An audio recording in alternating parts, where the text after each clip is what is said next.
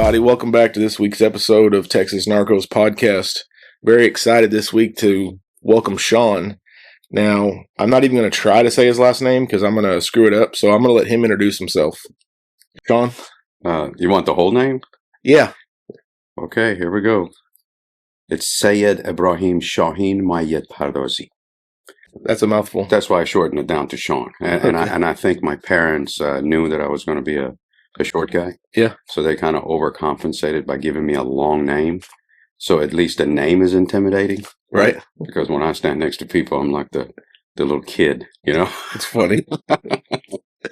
That's funny. Well, I'm just going to call you Shawn then.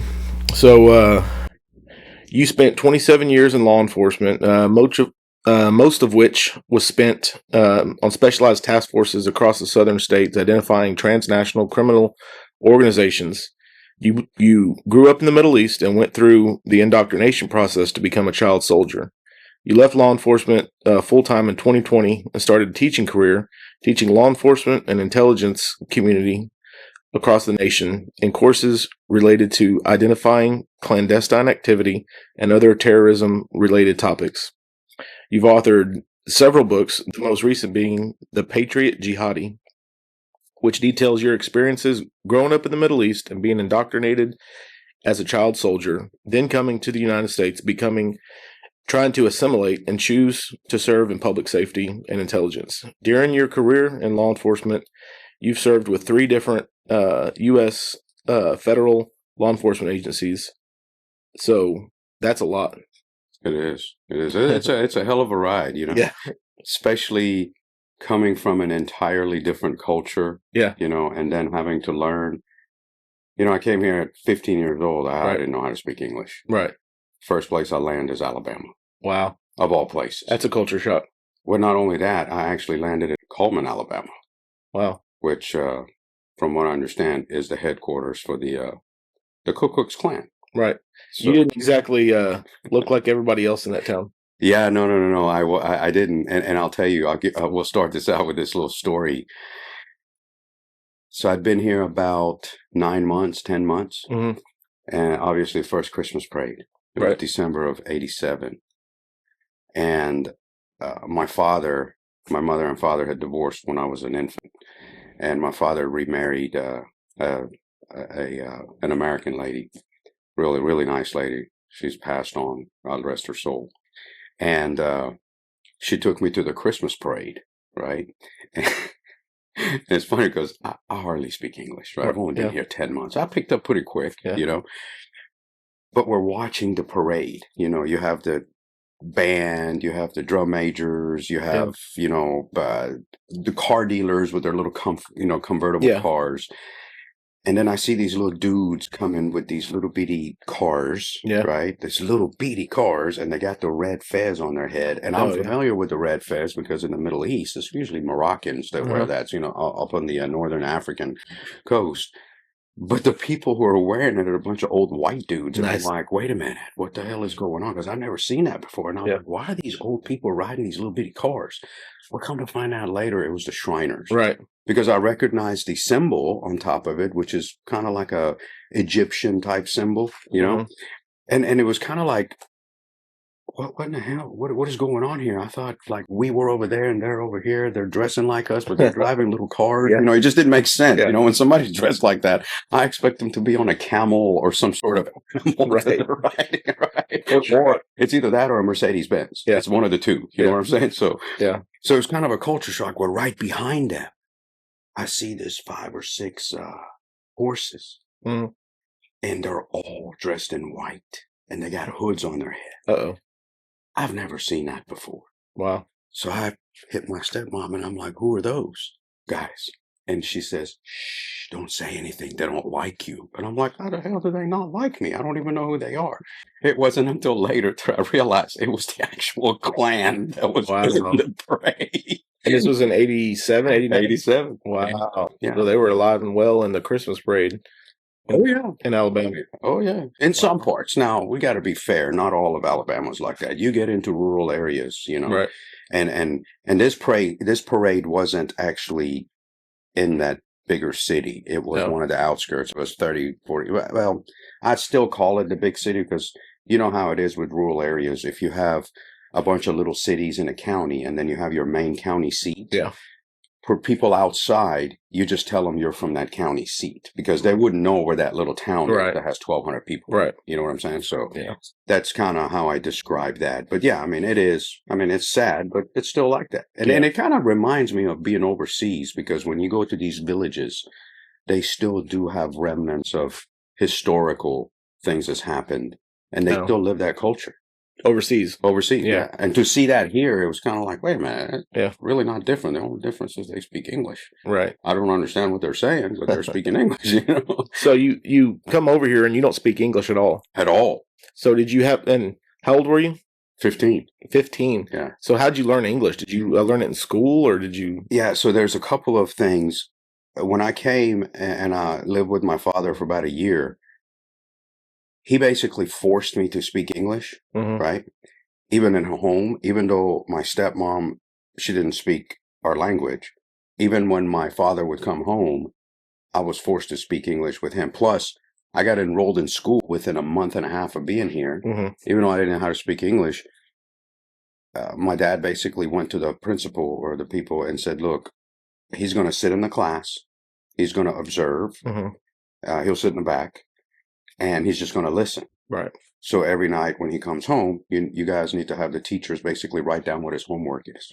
So then I would go home and I would have to take a translating dictionary and literally translate every word on a sentence. So if I had a reading assignment that would typically take you 15 minutes to read 2 pages, that was a 3.5 hour process. Oh, wow.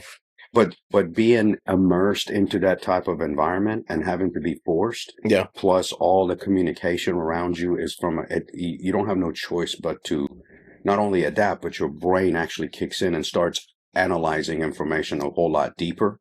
Yeah. Right.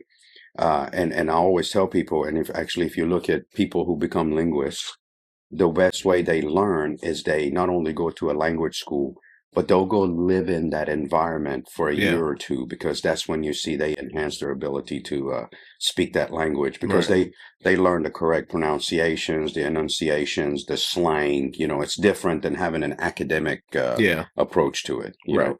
Yeah. And so really, I would say probably within a couple of years, I was pretty fluent. Not even to this day. You know, we're talking 1987. And we're in 2025. Even to this day, there's certain words in English that I can't pronounce correctly. Right. Right. Because when I learned it, I didn't have that flow. Now, what I did focus on was paying attention to how things are pronounced and the enunciation and the accent. Right. So it's funny.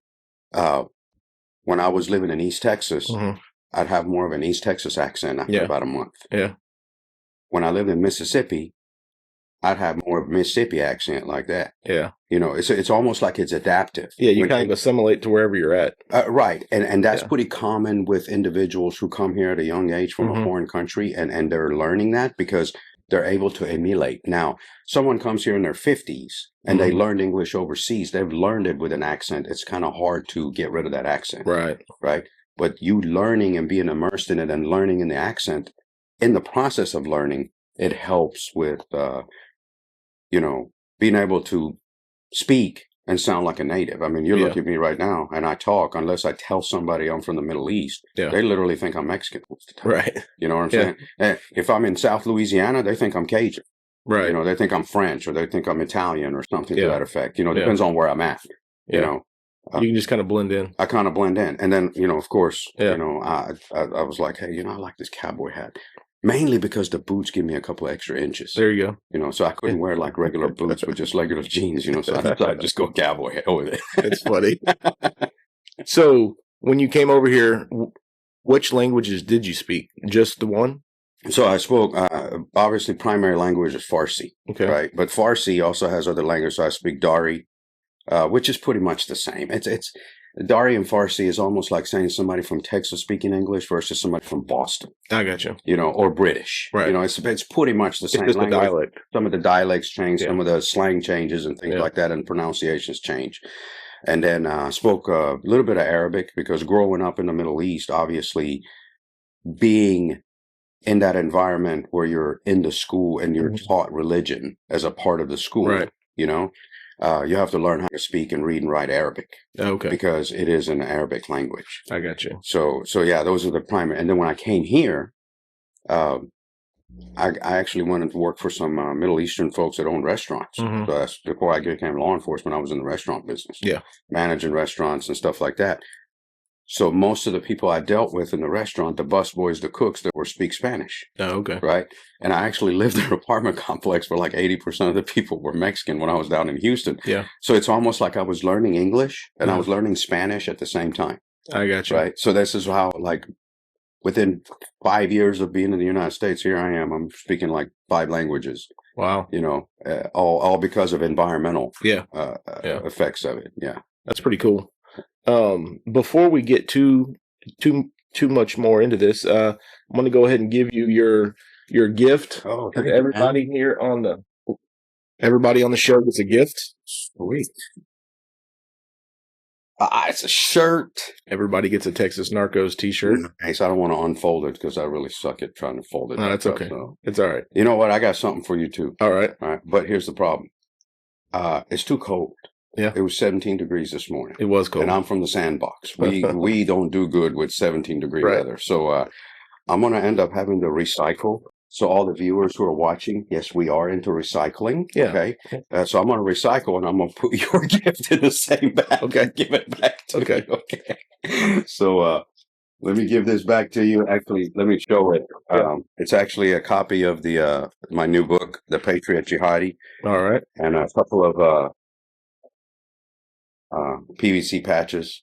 We'll be leaving together shortly. Yeah, is that what that was? My old avatar, the Savvy Captain Savvy Sheep. All right. So here, I know. When you open it, you're behind the camera; they can't see it, so I have to give the little debut. Yes, sir. For you.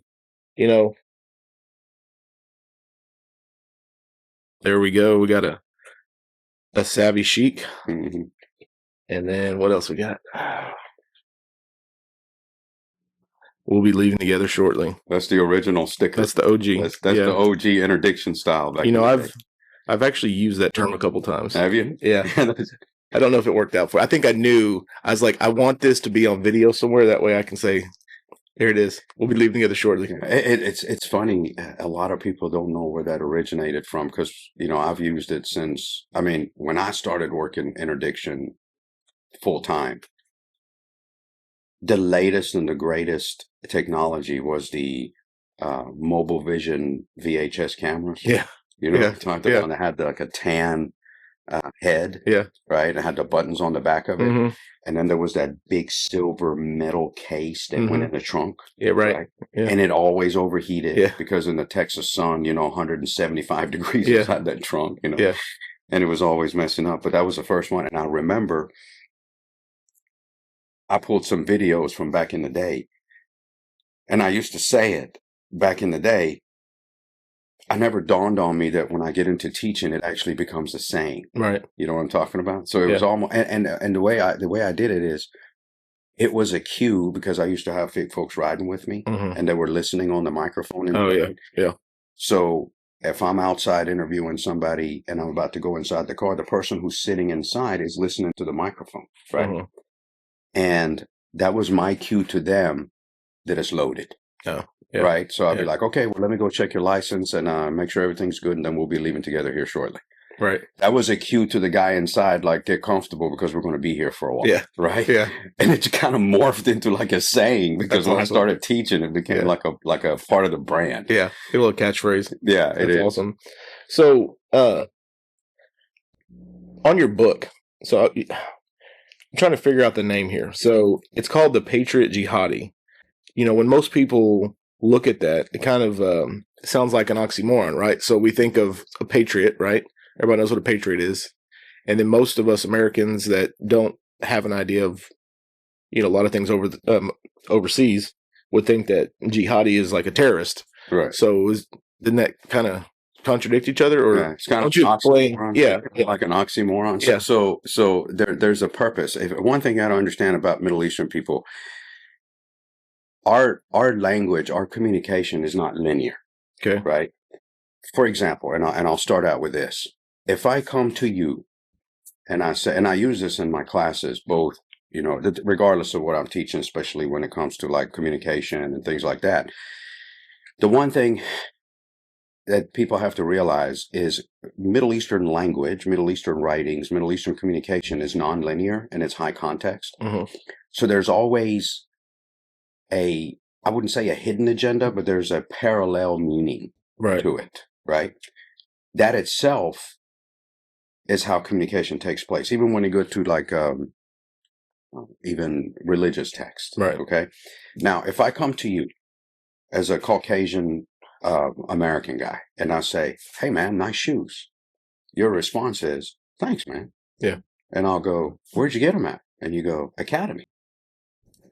And I go, "Dang, how much were they?"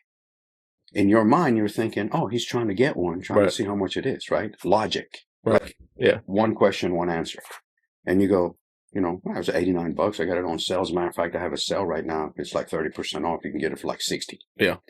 And I'm like, okay. Now, if you were Middle Eastern and the same exact questions, "Hey, man, nice shoes." The first thing that goes through that Middle Eastern guy's mind is, why this guy asking about my shoes? Why he compliment my shoes? Because you don't go around complimenting people's shoes. Right. The only time this takes place is when you're trying to judge, scrutinize. So commenting about someone's shoes could go two different ways. Either, "I like your shoes, you have good taste, you're rich," or, "Those are cheap ass shoes, you're nothing but a peasant." Okay. This is what goes through immediately. Wow. One of the many things that could go through. So if I ask a Middle Eastern guy, if I tell a Middle Eastern guy, "Hey, man, nice shoes," he goes, "Thank you. You like?" And then you go, "Huh? Do you know why I asked you like?" He's confused. Are you being nice or are you trying to judge me? Because if you say, "Oh, I think they're cool," now it removes that fear that he's being judged. I got you. But if I say, "Well, I've never seen one like that," to me and you, I've never seen one like that. I'm just telling you, I've never seen those shoes. Right. To most Middle Easterners, and I'm not going to say all because it goes depending on how long they've been in the United States and how they've assimilated. A Middle Easterner may take it's like, "So you've never seen it before, so therefore you think that I'm cheap or I'm wearing something that's odd, so you're judging me." So they read in a lot of... It's right, exactly. Yeah. So everything has a hidden meaning to it. Right. So going to this Patriot Jihadi, there is a hidden meaning. Right. Like you said, everyone assumes that the term jihadi means terrorist because that's what you're exposed to in the Western society. Yeah. When you hear the word jihadi, it's always, Allahu Akbar, boom. You know what I'm saying? That's usually what, So, but the term jihad means a struggle. A struggle. A struggle. Okay. That by definition, it means a struggle. Now, that struggle is defined by the person who is engaged in whatever jihad they want to do. Okay. Right? So, let's say, for example, you have a relationship problem, right? Girlfriend, fiance, and there's a communication issue. And you're actively trying to fix that problem. Yeah. Right? And as if you're trying to actively fix that problem, that by definition is you're struggling to fix a problem, right? For example, somebody smokes cigarettes and they're trying to stop smoking cigarettes. Yeah. That would be a struggle, correct? Right. That's a jihad. Okay. Because most of the time jihad is referencing someone who is having some sort of internal struggle. And it could be spiritual, it could be relationship-wise, it could be, chemical dependence, whatever the case is. That's the term jihad. As a matter of fact, a lot of people don't realize there are actually people where their first name is Jihad. Oh, really? Yes. And what's funny, that is not a Muslim name. Really? That is an Arab name. Okay. Because I know two people who are actually Maronite Christians from Syria, guys, first name is Jihad. Really? So imagine being a Christian guy, let's say somewhere in, West Texas. Yeah. And, you stop to get gas and the gas station guy looks at your credit card and your first name is Jihad. They look like, oh shit, it's about to blow up the gas station. While he's got a crucifix around his neck, and the guy behind the counter is like, what the fuck? Yeah. Wait, so you're not going to blow yourself up because he associates with the name Jihad with Allah Akbar, Yeah. boom. But Yeah. then he sees a cross and he's like, wait a minute. I'm confused. I'm confused, right? So the same confusion comes into the Patriot Jihadi. Patriot has to do with being a patriot, you know, and now the term patriot has changed in the last 4 years. You know, before you say patriot, you were an American, right? Safety, America first. Now it's kind of turned into, if you're a patriot, they try to label you as an extremist. Yeah. You know what I'm saying? But that's not the patriot I'm talking about. Patriot being an American. Right. Jihadi being someone who is struggling to do something. Right. So the struggle, when I shifted and I went into doing private training for intelligence and law enforcement, I've been involved in back channels when it comes to online recruiting of jihadis, right, extremists, and the indoctrination process since about 2011. Oh, wow. Right? So, for example, when ISIS was real big, I had, you know, I would proxy and VPN into some of their secure channels, you know, websites. Yeah. And I would watch how they're basically making connections to Western youth or even overseas, you know. Yeah. And at that time, people were joining ISIS and flying over there to go join ISIS. As a matter of fact, if you look it up, there was a couple of young kids that were students. I believe they were students at Ole Miss. Right? Okay. It was a black girl and an Arab guy whose father was an imam at the mosque, and I believe they were Saudi originally, right? And I'm not saying this to say Saudis are the problem, but you had your Middle Eastern connection, right? Right. So this girl, what's ironic is her dad was a police officer. Wow. Right. Huh. So, and at the time I lived in Mississippi, right? And you can look it up. It's, I think her last name is Young and the guy's last name is Dakhlalla. If you just Google like Mississippi couple arrested prior to, you know, for flying to go join ISIS, and you see all the affidavit and everything. Wow. But what had happened was at the same time, those people, and I had nothing to do with that. But at the same time, they were being recruited and they were going through the process of about to fly overseas to go join ISIS. Yeah. I was actually in those chat rooms, just seeing what's going on. Wow. And one thing people don't realize, to understand your enemy, you have to infiltrate and understand the dynamics of how their system works. Right. Right.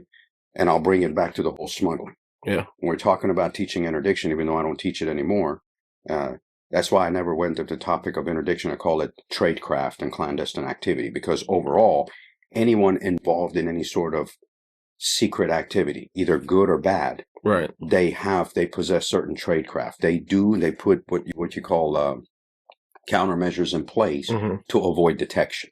To compartmentalize. Right? To compartmentalize. Right. One of the main things being the compartmentalization. Right. So me working in that realm with the counter smuggling, I just applied the same exact concept into this one, right? So I've been involved in how the recruiting process takes place. Yeah. Distinct difference between how recruiting overseas happens versus recruiting people here. Okay. And we can get into that later, because I don't think a lot of people in the United States realize that their kids playing Fortnite are actually being groomed. Right. To go to the next step. Yeah. That's pretty scary. You know, it's funny. Last night about 8:30, I open up TikTok because I get into some of those channels and I just watch. Yeah. And it was out.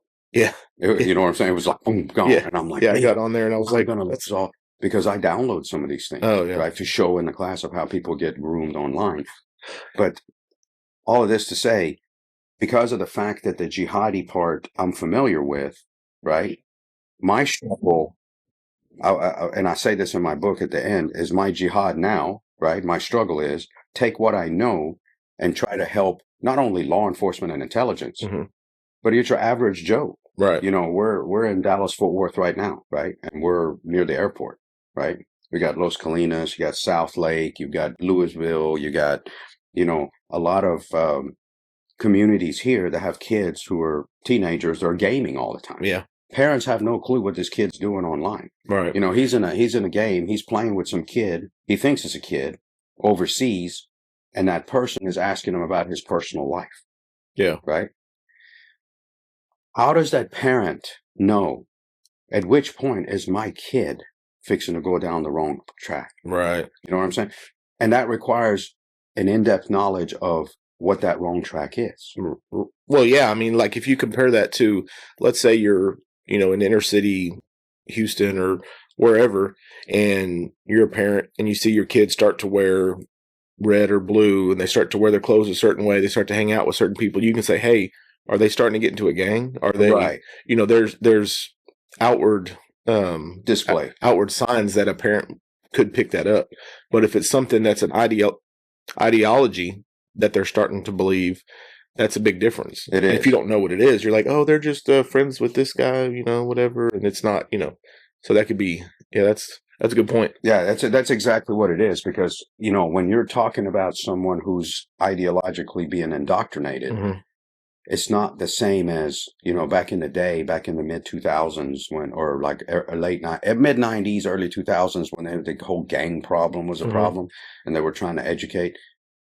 Law enforcement would always focus on symbolism. Yeah. Right. And you've seen that when it comes to even drug smuggling. Right. They focus so much on symbolism, not realizing, okay, that's the outward display. But that only applies to people who are actively involved in belonging to a gang or, right. You know what I'm saying? Because that's how they're known. With the ideology, there is no external Mm-hmm. indicators. Right. It's all internal. So if a parent wants to test their child, where do they even start? Yeah. Right. The child is not going to be on a gaming and the next day he's got an ISIS flag hanging behind him. Right. You know what I'm saying? It's not the same. There's no machismo in hanging that, because he knows if I hang that, I'm going to get attention from people. That's the difference between somebody who's being indoctrinated, being a terrorist, versus somebody who wants to be a gangbanger. The gangbanger wants to be known as a gangbanger. Right. Because it elevates his status in the turf. Yeah. Someone who's involved in some sort of Al-Qaeda, ISIS, or, many terrorist organizations, they don't want to, because their end goal, depending on what they're recruited to do, is to cause damage. Right. They could be recruited to recruit more people. Yeah. Right. Yeah. They could be recruited to just facilitate someone who comes over in the country, or they could be recruited to go actually do something themselves. Yeah. There's so many different branches.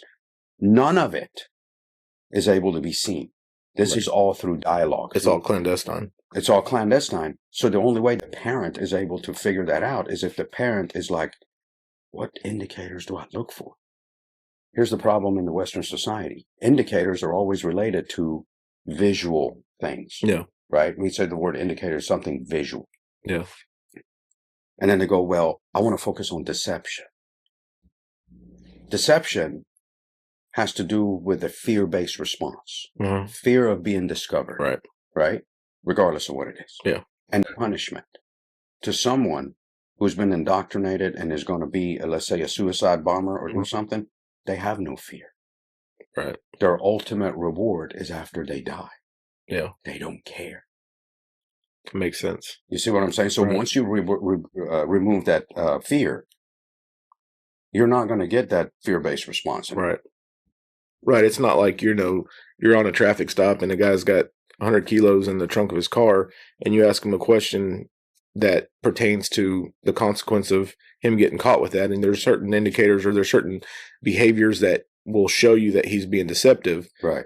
It's not the same. It's not the same. Right. It's not the same. Literally, to test ideology, you have to question the ideology. And the difference between someone who's a smuggler who's trying to hide something, a person who truly believes in that sick ideology is proud to know it and will tell you that's what they believe.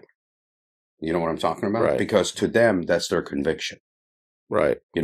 And going back to whole Patriot Jihadi, if you notice, just me explaining that, you could see 3 words has such a huge implication as to what really makes up those 3 words. Right. Right. Plus, it's an eye catcher. That's why on the cover of the book, you got me in like Middle Eastern garb going into cowboy garb and then into my uniform. Right. Everybody's like, what the hell? Right. Right. So a couple things I want to hit on, and we'll have to kind of jump back and forth here. So when we were talking about indoctrinating kids and stuff, it seems like there are some parallels in how a gang can get a kid off the streets to come join their gang, and how these people can recruit a kid, to come be part of their organization. Right. Are the I guess the things that they would look for in a recruit kind of the same, like a kid that doesn't have anybody to hang out with. He doesn't have a good family life. Yes, that's one of them. Yes. So, like with a gang, that's what they would look for. Like, hey, come be part of this. We'll make you whole. You can be, one of us, that type thing. Is that kind of the same tactic that's used by the terrorist organizations? Initially, yes. Mm-hmm. Now, we have to also look at indoctrination overseas versus indoctrination here. Right. Overseas, it's a different type of indoctrination. You live in a community, right? And whoever's ruling that community, for example, and I'll use a hypothetical of, let's say when ISIS came to power and they were running Raqqa, right, Syria, they would implement in the school system religious texts, which would be basically used as indoctrination. Now, that doesn't mean that the religious text that they were using is actual religious text, because to a 7-year-old, 8-year-old, 9-year-old, they don't have the capability of questioning anything, and they don't know, they can't go research. You have a guy comes in and says, this is what the Quran says, this is what the Hadith said, this is what the Prophet says. That child is being indoctrinated based on the culture because it's embedded into the schools. I went through that from 1980 until 1987, right? In addition to being taken out to, learn how to clear landmines. And when I told that story to people, which were, in 27 years, I really didn't share that much. Yeah. And we can get into that as to why. Yeah. Because I got targeted several times, because the latest one is because I'm a goat herder. You know what I'm saying? Which is sad, but to be fair, that's not all the law enforcement. 800,000 cops, I've only experienced that 3 times. Right. You get what I'm saying? So you can't really say that it's like a systemic problem. But when that person, when I went through that process, we had afternoons, we had religious studies. Right. And the people who would come in to teach you the religious studies were people who were associated with militant groups, right? Whichever their interpretation is. Luckily, my grandpa was very well versed, and if anybody recognized first part of my first name, there's an honorary title. There are a group of people who are actually directly descendants of Prophet Muhammad, so they're required to know more than your average person, right? So I had a balance at home, because when I would hear something bad, I would ask my grandpa, hey, this is what they say. And he's like, no, that's not what's going on here. Let me tell you what the reality of this is. Gotcha. So I kind of had that counterbalance. But imagine over there, somebody doesn't have that counterbalance. They're believing what this guy is telling them. He's holding the AK-47. A child at 7 years old, they want a superhero to look up to anyway. Here's a guy in the classroom with a gun, and they're like, so it'd be no different than if you got a kid whose dad was a blood, his grandpa was a blood, he's born into his cousins, everybody in his family is a blood. That's normal to him, right? You are a product of your society. Or even like if you want to go on like the religious side, so a person who was, over here, who was raised up, their family was part of a religious extremist group over here, that does some things that aren't, exactly okay through the mainstream Christian people. Right. And they have a compound, and they have all these, we've seen this stuff all over the country, especially out west. And to them, that's completely normal. Yes. But then if a person who did not grow up in that's like, oh, I want to go join that would be abnormal to them. They'd be like, whoa, this is kind of strange. Exactly. It's completely normal in their culture because that's how they were raised. And it's the same thing you're talking about. Same thing. And that's overseas. That's overseas. When you look at United States, there's a different, it's more of the gang. Yeah. So, and I'll give you a scenario. He might watch this, and I'm not going to name him. There's a guy in Austin. Okay. He was one of those Antifa people. Yeah. Okay. When all of this Israeli-Palestinian thing started, he joined the movement for the free Palestine. Right. Okay. And I don't think he's on TikTok anymore. He was on TikTok. In the process, within 3 months, he converts to Islam. Okay. Within a month after that, he's flying Hamas flags. Wow. You know what I'm saying? And this is a guy who's literally on TikTok being indoctrinated. Then he starts feeling important because he's surrounded by people from the UK, from Sweden, from Pakistan, from other parts of the world, because on TikTok Lives, they can get on there and talk to each other. And he's being influenced. And the dude is Austin, Texas. And the whole time I'm thinking to myself, oh, shit. All it takes is for this dude to just snap. Right. And what it has to do, what is he going to do? Go down 6th Street, people are partying, and just start wailing at everybody. Wow. You know what I'm saying? This is how easy it is. Now, what drove him to that point? I don't know his psychological background. I don't know what kind of household he came out of. Yeah. I can tell you he was spending about 18 hours a day on TikTok. Right. And if you're doing that 7 days a week, that tells me you ain't working. Yeah. And if you ain't working, that means there's something going on. Yeah. Right? So you could have a gamer who's having parental problems, right? Comes from a divorced family. You could have someone, and I'll tell you, I've seen this a lot, where you have a family that's overzealot into their own religion, right? And they push their children out of the religion. So that child is now seeking belonging to another group. Right. And then he says that on a gaming chat or on a, Instagram live or something to do with somebody else somewhere else. Yeah. And then they use that as a entry point. Right. Come be a part of us. We're all brothers. Right. So it's a little bit of a different dynamic. Yeah.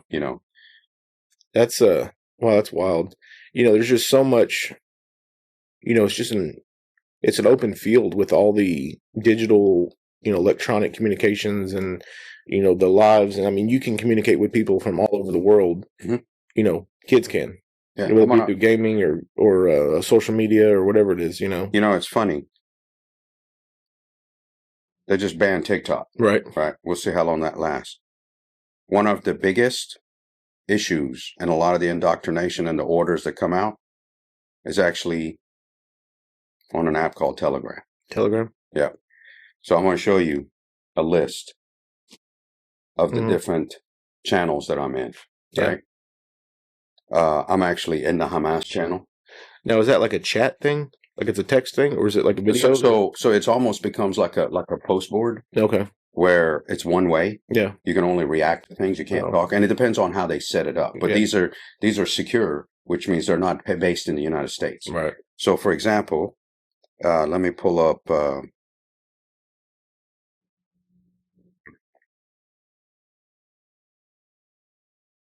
And the reason I show this is how easy it is. Okay. I took a snapshot of this yesterday. I don't want to scroll up. Yeah. Look at this. Wow. You see that? Yeah. It's red. Yeah. It's usually black. Okay. Right? That was posted. ISIS spokesman, Abu something. His name got cut off. ISIS spokesman statement, every Jew should be killed without distinction and regardless of where he's from, whether Israel or around the world. This is a religious war, not a national war. Wow. You see? So that gets posted in a Telegram channel. Imagine a 16-year-old who's in the United States, who comes from a broken family, who has joined these groups, and he's in there because what happens is they'll make connection on, let's say, a gaming chat or TikTok, and then when they private message each other, they'll give them the channel name to go to on Telegram. So they take it off of these other chat, and then they go into a more focused group, right? Right. There, they can post stuff, and then when they're looking at someone, they can actually private message them directly, because you could do that on Telegram. Telegram has got different options. I can message you back and forth. It's no different than Signal and WhatsApp and stuff like that. So imagine that child sees this. He's already going through the grooming, okay? And he decides, you know what? There's a synagogue right down the street. I'm just going to go over there and set it afire. I'm going to go on a Saturday morning. Right. Okay. Do you remember here about 3 months ago, there was a Jewish guy who was he was an Orthodox Jew. He was walking to his synagogue Saturday morning, and some North African guy jumped out and just down the street and just shot him, trying to kill him. Oh, wow. Okay. Where did he get that idea from? Right. Just like that. Yeah. He saw it. He was like, I'm going to do one today. Because he happens to be in the neighborhood, and he knows that on Saturday they're going to be walking. They're not going to be in a car, because if you know anything about observant Jews, they don't drive cars and stuff on Saturday. It's the Sabbath, right? So he utilizes that. So that guy happened to be North African, but you do have people like the guy in New Orleans. Right. Yeah, he had an Islamic name, but he was born and raised in the United States. Yeah. You know what I'm saying? He was like half Cajun. And then at some point in time, he went down that road. Right. So my assumption, just based on limited amount of information, people like him have suffered some sort of traumatic event in their life, right? So if he was in the military, he came out, and this is just my opinion, right? And he went through all the divorces. He felt the system was against him, meaning the entire U.S. system. Right. So he starts hanging out with some extremists, right? They start telling him, hey, this is all the people of America's fault. Yeah. Right. He becomes more religious. And I'm trying to give like an overview where our Muslim brothers and sisters are being slaughtered overseas, and it's all the Americans' fault. Right. Now, you and I look at it as, well, we don't have anything to do with the government. Yeah. The way they look at it is, you voted for those people to be in office. Right. So therefore, you are responsible as the voting Americans. Right. You see what I'm saying? Right. So these type of attacks are going to be pretty common, because you're going to have copycats. And as a matter of fact, FBI just put one out 3 days ago. It was all over the news. And I think I actually made a post about it in our group, where the FBI put out a deal that, they're get information, there's going to be copycat attacks, because it motivates other people to do it. So imagine one guy, he does that, who wanted to be a part of a group. But then there's another guy in Colorado or somewhere else that goes, oh man, look, he got praised on this Telegram channel for doing that. I want to do it too. Right. So it's kind of like a hybrid of that gang mentality, and all of a sudden the extremist just comes together. Right. Right. Right. I want to go back a little bit, because so you talked about the indoctrination overseas as a child and stuff. So just from our conversations, I remember, so you were actually born here, correct? Okay. And then you moved over there, and then you moved back. Can you kind of like walk us through how that way the people who are listening say, okay, he was indoctrinated as a child. How did all that, how did that start? How did you get from being born here to being back overseas and then coming back, and kind of walk us through that process? Right. I will. You know what? This is going to get deep, because now we're going to get into culture and all that stuff. Yeah. So I get a dip of snow. Okay. Everybody's watching. They're like, wait a minute, this guy is a Middle Eastern redneck and he dips snow? Well, yeah, that's Copenhagen long cut straight. And the only reason I go with the straight, and I got to tell you this, is because the fine cut, I can't get all the granules out. Right. I can't. It's just a mess. And I'll tell you a story about the first time I dipped snow, and how it turned out is it wasn't a good look. No. So yeah, I'll be more than happy to explain that, because it is something that it is kind of unique, and I have to explain that all the time, like how that happened. So I think it's a good idea. So my parents came here in the late 70s, right? Okay. They're both in the medical field. And obviously I was born here, right? But the way our culture works, and this is not something unique to a specific ethnic group. In the Middle East, you have like what you call like the general culture, and then you have tribal culture. Which kind of becomes more enhanced, right? Right. So while my mom and dad are here, I was born. Actually was born in San Antonio, so I'm a Texan, hence the, there you go. Cowboy hat and all that, right? And I say I went back to my roots. Right? Yeah. Which, I mean, come to think of it, actually San Antonio wasn't Texas first. It was Mexico. Right. So, I can kind of play off of that. Say, I was born in San Antonio, man. I'm Mexican. Right. And then people just believe it. Right. And you start speaking Spanish to them. They start speaking Spanish. Right. So when I was a few months old, my grandpa, my mom's mother, got really ill. Yeah. And in our culture, when an elder or like a mother or father, like a grandma or grandpa gets sick, it is required for either the eldest of the siblings or the richest of the siblings. Because sometimes you got elders, sometimes a family got like 9 kids. Right. And the first 3 are poor as, they're poor. They just can't afford it. But then the 4th one, makes pretty good money. Right. So then the obligation falls on him because he can financially support it. Right. Right. So what ends up happening is my mom ends up having to go back to take care of him because she is the oldest of the siblings. Right. So obviously I'm an infant. I go back. Yeah. Being born in the United States, even though at that time I didn't have a passport, because you're an infant. Back then, they would just put your name on your parents' passport. Right. So I go to the Middle East, and all this stuff happens with the revolution, and then the extremists kind of taking over and the indoctrination. During that time, I think it was about a year. I can't remember the exact date. It was within a year when the regime changed. Yeah. Iraq, Saddam Hussein attacked Iran. Mm. Right? So you have a country that didn't have an army. Now it has to prepare an army. So they start using the kids. Right. As basically, and you can actually get on X and you can Google it, child soldiers being used in Iran. That wasn't something unique. Right. Right. It was literally, depending on where you're at, the schools were part of it. Right. Right. And the concept was, we indoctrinate you. We get your mindset where you want to become a shaheed because you're doing something for the greater cause. You're doing jihad.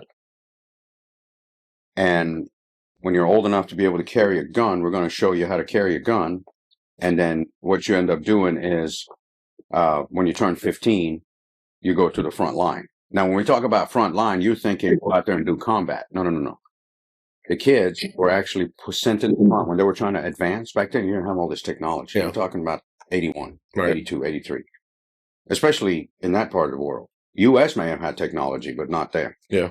So you would physically go out with a knife and you would crawl the ground and you would jab for mines. Oh, wow. Right?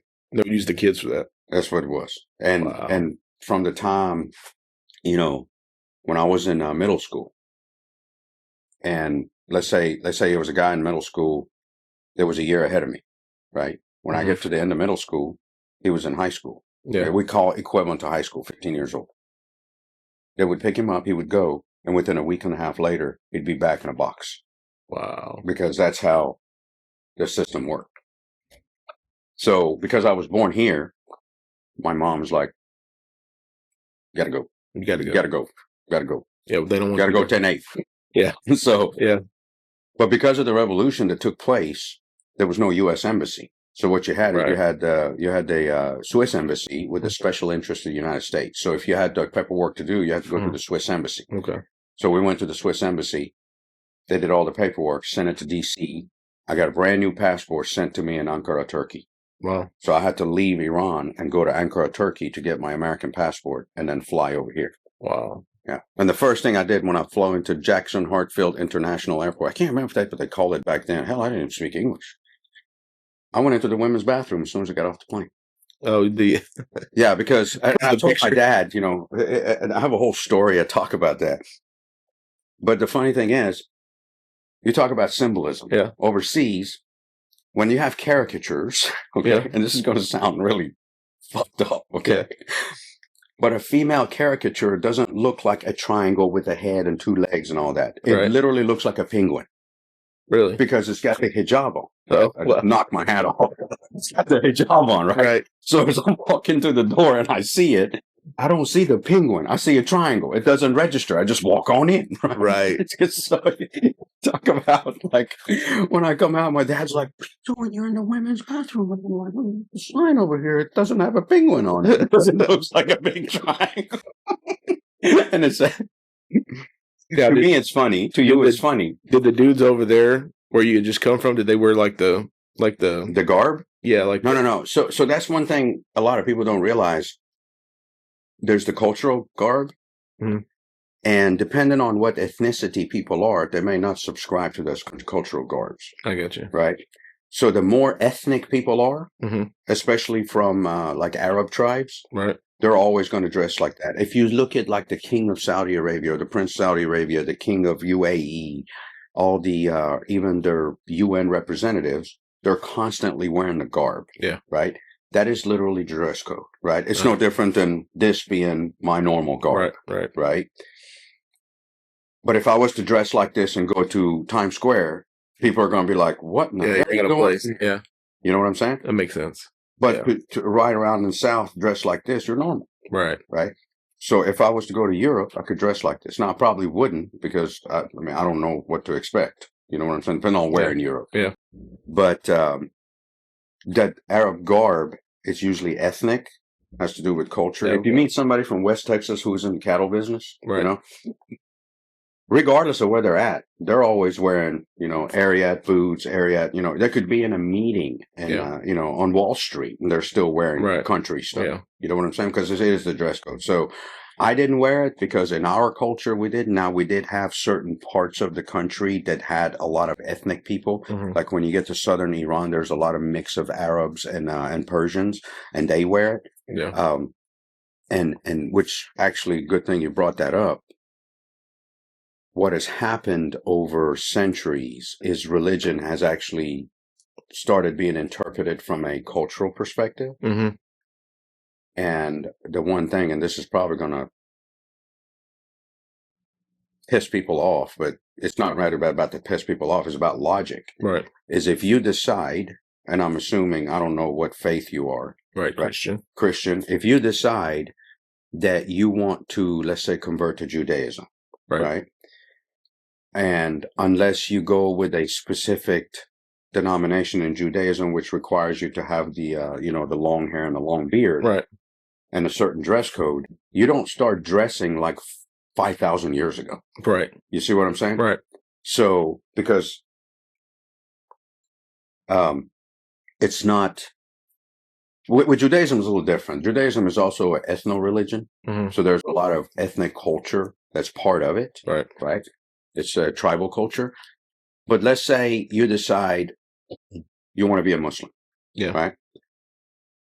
When you look at the faith, or let's say somebody who's an atheist, let's just do it this way. Forget about Muslim. Let's say somebody who's an atheist wants to be a Christian. Right. Right. And they go get baptized and they accept Jesus Christ as their savior. You know what it takes to be a Christian. Does that mean that person starts growing a beard and then puts a head full of thorn around his head and wears a thobe because he's trying to emulate Jesus Christ? Right. Because if you as a Christian see some dude who's an atheist become a Christian and a week later he starts dressing like Jesus Christ, you're going to think, that's odd. What the hell is wrong with this dude? Yeah. Right? Exactly. Because nowhere in religion says you have to become a certain culture. Right. Right. And I see this with a lot of these people that become so-called jihadis and go overseas, is they may be American. When they convert, they start putting an Arabic name to themselves, right? Mm-hmm. Now, nobody says that there's something wrong because a lot of people, because they like the culture, they like to do that, right? But for example, there was a guy who went and joined Al-Qaeda and he was like their spokesman for a while. It was Adam Gaddan, I think is what his name was. Mm-hmm. I can't remember. And there was another white guy who became part of either ISIS or Al-Qaeda. They had names like Jeremy Smith. Right. But then they converted, went from wearing T-shirt and jeans and, Converse sneakers to all of a sudden wearing the entire abaya, growing their hair out, all straggly beard, long hair. Yeah. And start wearing a turban on their head or a kufi on their head. And I'm like, and then they changed their name to like Abdul Rahman El Amariki. And I'm like, did you become a Muslim or did you become an Arab? Which one? I'm just trying to figure this out because it's not about faith has nothing to do with your external display. Right. It has to do with your moral standing. Right. Whichever faith it is, at the end of the day, they're all teaching some sort of moral code. Right. But when I see that, not that there's anything wrong with someone who, is interested in another culture, right? And it resonates with them more because it makes them be a part of the community. But you also have to think to yourself, did that person who is 33 years old not come from a certain culture where they had these foundational issues and things in place? Right. You know what I'm saying? So, there's a lot that goes with it when it comes to adopting cultural traits. Right. So that's very interesting, man. There's just so much to digest here, And talking about Middle East, it's not a simplified approach. A lot of people look at it politically from geopolitics standpoint. Mm-hmm. A lot of people look at it religiously. But what they're not taking into consideration is you're talking about ethnicities, you're talking about culture, you're talking about subculture. Right. It's like a melting pot of so many different things that affect the dynamics of it. There's no simple approach to determine, what's the driving factor between each group and what they want to do. Right. And we see everything in the United States as terrorism. Right. Right. Everything that happens. But then when you want to go in there and you want to look at what is the ideology of Al-Qaeda, mm-hmm. What is the ideology of ISIS, right? What is the ideology of Boko Haram, right? What is the ideology of the Taliban, right? Yeah. What is the ideology of Hamas, right? You have to look deep into what is their purpose, right? At the moment, they have a common enemy, right? Common enemy being America and Israel. Right. But once that common enemy is removed from the equation, they don't line up. Right. And for the viewers, and sometimes people understand this, for a group like Hezbollah mm-hmm. to support Hamas, that's almost like Catholics being in line with Southern Baptists. Right. Totally different ideology. Right. You get what I'm saying? And not in a militarily standpoint or a conflict standpoint. We're talking about just beliefs at the end of time type of beliefs, because they both have different prophecies as to what happens at the end of time. Well, I'm looking forward to jumping into all that and getting in depth in that. We're coming up on all the time that we have for today. So we're going to jump off here, and I want to invite everybody to come back next week so that we can jump into what we're talking about here, about the difference between the different organizations and I guess how would you organizations or groups or whatever. And also, I also want to talk about what kind of a direction that law enforcement can go to try to get in front of these attacks and stuff, like the thing that just happened in over in New Orleans. The type of things that cops can look for and try to educate themselves on to try to get ahead of this, so that we can be proactive in our response to this instead of being reactive as we typically are. So if you guys want to hear that, come back next week. And until then, we'll see y'all down the road on Texas Narcos. Thank you for tuning into this episode of Texas Narcos Podcast. We hope you enjoyed it. Remember to hit that like button, subscribe to our channel, share our podcast with your friends and family. You can find Texas Narcos Podcast on YouTube, Spotify, Apple Podcasts, and iHeartRadio. Your continued support helps us to bring you stories like the one you just heard. Thank you, God bless, and we'll see you down the road on Texas Narcos.